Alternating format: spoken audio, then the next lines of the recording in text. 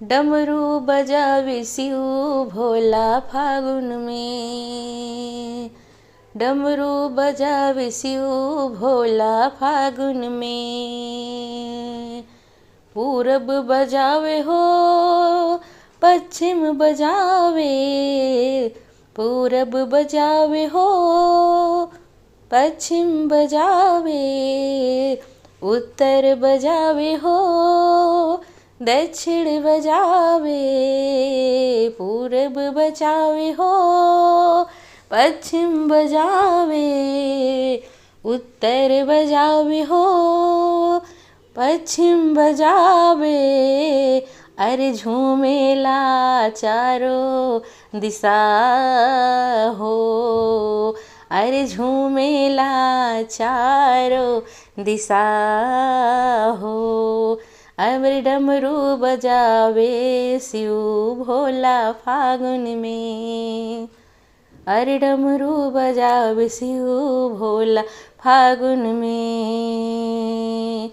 पर्वत बजावे हो धरती बजावे, पर्वत बजावे हो धरती बजावे।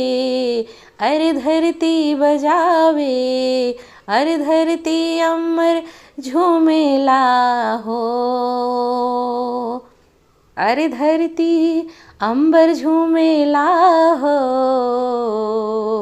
अरे धरती अंबर झूमेला फागुन में।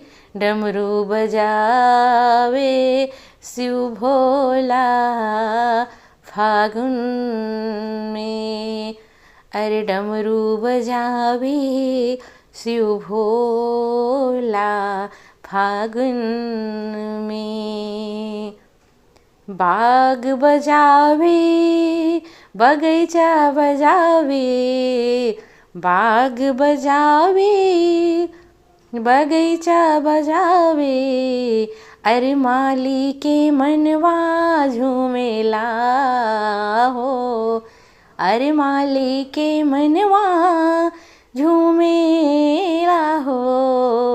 फागुन में डमरू बजावे शिव भोला फागुन में। डमरू बजावेला फागुन में।